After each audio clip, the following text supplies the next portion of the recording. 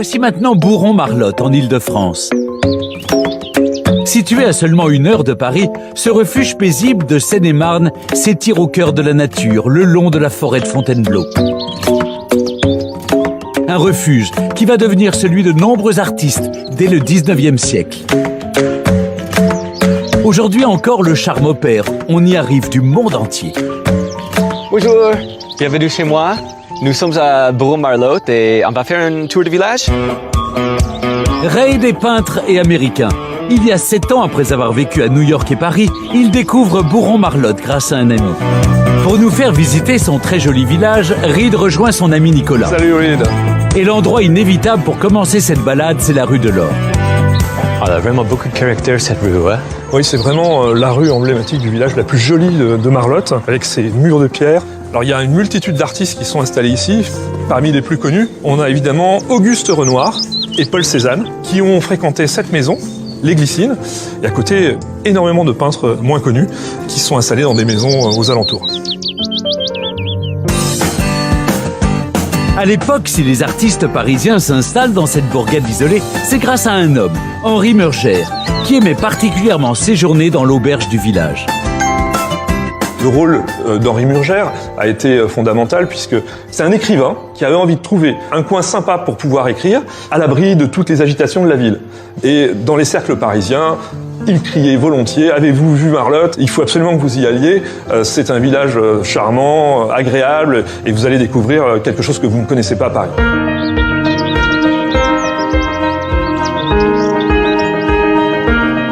Henri Murgère a été entendu. Beaucoup d'artistes emménagent à Bourron-Marlotte et se font construire de somptueuses demeures en grès. Depuis ce temps, galeries, musées et ateliers animent les rues du village. Mais s'il y a un endroit qu'il faut absolument visiter en venant à Bourron-Marlotte, c'est son château avec ses incroyables douves en eau vive. Reid rejoint Estrella et Guy, les heureux propriétaires. Hey, bonjour Estrella. Bonjour Guy. Bonjour Reid. Alors, la restauration de cet escalier? Presque fini. Nous arrivons au bout. Depuis 6 mois, Guy et Estrella se sont lancés dans des travaux titanesques pour sauver l'escalier emblématique du château. Il a fallu reprendre toutes les fondations pour redonner une assise, une stabilité à l'escalier. Si on faisait rien, au bout de 10, 20 ans, il aurait été par terre. Perdre son escalier en fer à cheval aurait été une catastrophe pour ce château du XVIIe. Si sa forme vous rappelle quelque chose, c'est que cet escalier surnommé le Petit Fontainebleau a été construit sur le modèle de son voisin, celui du château de Fontainebleau à 10 km de là. Pour lui, qui aime peindre des paysages, la forêt de Fontainebleau est un véritable atelier à ciel ouvert. Nous sommes à la Mare aux Fées, ici. Et c'est une petite mare juste à l'extérieur de Bourron-Marlotte. Et il était beaucoup peint par des artistes de Bourron-Marlotte, des impressionnistes.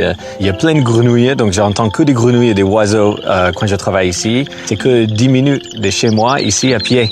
Et donc je peux partir comme des artistes du 19e, avec mon chevalet et mes toiles, et travailler pour la journée. Et quand j'entends les cloches de l'église le soir, je sais que c'est temps à rentrer. Donc c'est vraiment, ça c'est un truc, pour un Américain, c'est incroyable.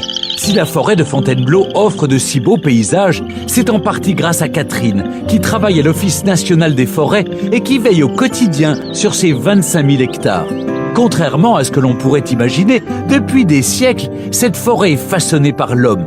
Et depuis 1 an, Catherine et son équipe se sont lancées dans un étonnant projet. Bien, regarde comme c'est beau. Ouais, c'est très très joli. Hein. On a coupé les arbres pour réouvrir complètement le paysage et recréer les paysages des peintres. Donc on s'est vraiment inspiré de certaines peintures, comme celle d'Auguste Allongé. On a vraiment coupé les arbres pour faire ressortir tous les rochers. Ouais, moi aussi, je vais profiter de cet endroit pour faire un tableau la prochaine fois. À quelques mètres de là, la forêt abrite une autre curiosité géologique. Ce paysage lunaire, c'est la carrière de sable de Bourron-Marlotte. Il y a 35 millions d'années, ici, il y avait la mer. Depuis, le sol de la forêt est recouvert d'un sable blanc extrêmement pur. Ce sable est si fin qu'il sera exporté dans le monde entier pour la verrerie et l'optique de précision. Il servira par exemple à fabriquer le vitrage de la pyramide du Louvre. Pour en savoir plus sur cette sablière, continuons la visite à bord de la locomotive à vapeur de Patrick. Il y a 35 ans, Patrick a restauré cette ligne de chemin de fer, vestige de la vie ouvrière de Bourron-Marlotte. En fait, il y a un train ici parce que il y a une centaine d'années, On récupérait du sable dans la forêt de Fontainebleau dans une sablière. À l'époque, pour le transporter, il n'y avait pas tellement de camions très performants. Alors on avait utilisé ce train pour transporter des tonnes de sable. Est-ce qu'il y avait beaucoup des habitants de Bourron-Marlotte qui travaillaient dans les carrières ici? Oui. Essentiellement, la population devait toute travailler sur ce secteur, bien sûr. Ils ont beaucoup aidé même pour restaurer les locomotives, pour ressouder les tuyauteries. Ils m'ont transmis leur savoir-faire et ça, c'était vraiment très riche. Monterey, c'est juste là. Hein? Est-ce qu'on peut arrêter le train? Bon, les enfants. Au revoir. Au revoir. Au revoir. Au revoir. Lors de votre visite de Bourron-Marlotte, arpentez la rue de l'Or sur les traces des peintres du 19e siècle.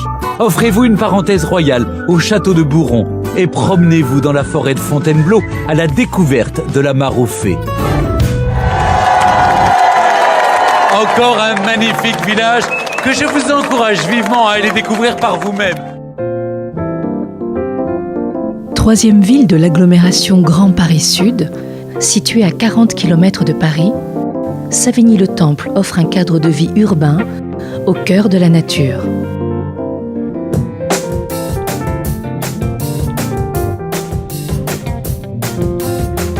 Son patrimoine est marqué par ses maisons de charme à Noisement et au bourg.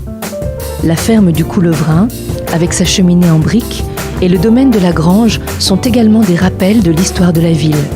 Il s'y déroule d'ailleurs de nombreuses manifestations. La fête du miel, le printemps des jardiniers ou la rentrée des associations.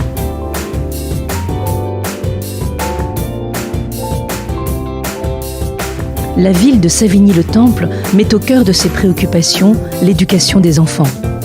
11 groupes scolaires, 3 collèges et 2 lycées sont répartis sur le territoire. Savigny est une ville dynamique, où les divertissements sont riches et nombreux dans les équipements culturels et sportifs, municipaux ou associatifs. Ses 2 médiathèques, son conservatoire, les centres sociaux Françoise Dolto et Gaston Variot vous accueillent pour des activités accessibles à tout âge et en famille.